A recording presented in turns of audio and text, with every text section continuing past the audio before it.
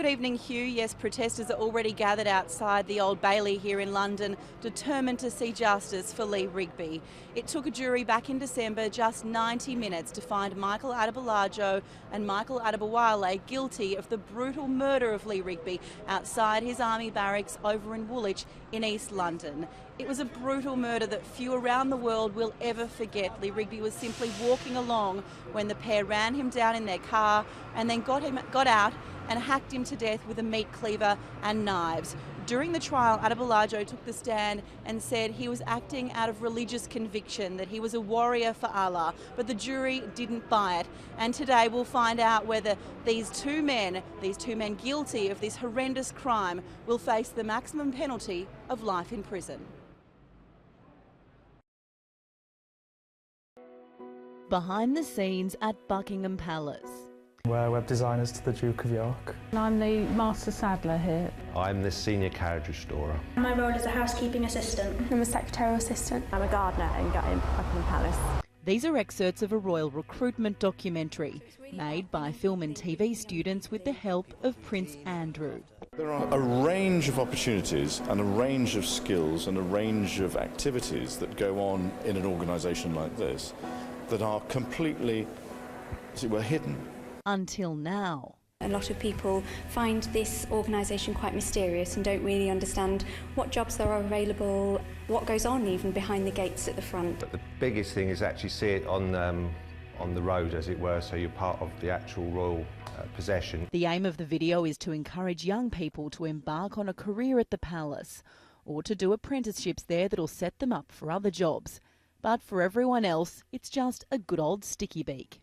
For a few months of every year, parts of Buckingham Palace are open to the public, but this documentary takes viewers even further, with a rare look at the inner workings of the most famous royal household in the world. Keeping the whole thing going is a huge operation. And one that brings people together from all walks of life. That you don't have to be posh or from a good background to work here. Like, everyone gets a fair chance to get a job here. But now the word is out, there's a long waiting list. In London, Mazoe Ford, 10 Eyewitness News. It's highly unusual for two heirs to the same throne to be allowed to travel anywhere on the same flight. So for this trip, the Queen had to give special permission before the final itinerary could be drawn up. So after 9 days in New Zealand, William, Kate and baby Prince George will arrive in Australia on Wednesday the 16th of April. They'll start their trip in Sydney, where they'll go to the Sydney Opera House, Taronga Zoo, the Royal Easter Show, and then they'll head up to the Blue Mountains to visit residents who were affected by October's bushfires. After Sydney, there are a few day trips on the cards up to Brisbane, down to Adelaide and over to Uluru, before finishing the trip in Canberra for 2 days for official engagements with the Governor-General and Prime Minister, and then of course Anzac Day on the 25th of April, where William and Kate will look at the march and then attend the service after that. William, of course, has been to Australia many times and has a special affinity and a bond with not just our armed forces, having a military background himself, but Australian people in general. But this will be Kate's very first trip down under, and she's said to be very excited indeed, having heard so much about it from William. And it is George's first trip to Australia. We are expecting to see him when he lands, when he comes off the plane, in William and Kate's arms, just as we saw William back in 1983 when he arrived with Prince Charles and Princess Diana. Just how much of George we will see after that, we don't yet know. He will be travelling with a nanny, and we're told won't be going to all of the engagements with his parents. They'll decide which ones closer to the time.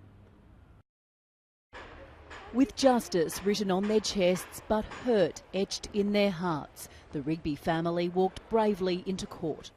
They came to eyeball Michael Adebolajo and Michael Adebowale, the men being sentenced for the horrific public murder of 25-year-old Lee last May.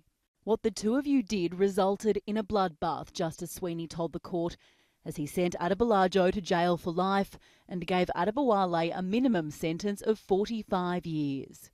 The Rigby family welcomes the whole life and significant sentences that have been passed down on Lee's killers.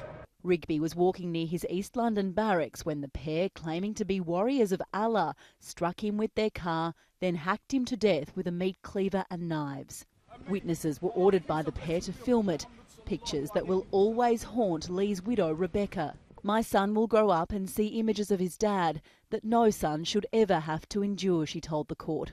Following the victim impact statements, the killers attacked security guards in the dock, and outside court there were also angry scenes. Protesters with nooses demanded the return of the death penalty, but they cheered anyway at the life sentences. Such is the interest in this case here in Britain that these protesters have been gathering since early this morning.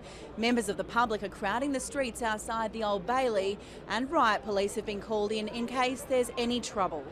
It was a passionate protest, but not a violent one, for a soldier who faced the horrors of war abroad, but died brutally at home. In London, Mazoe Ford, 10 Eyewitness News.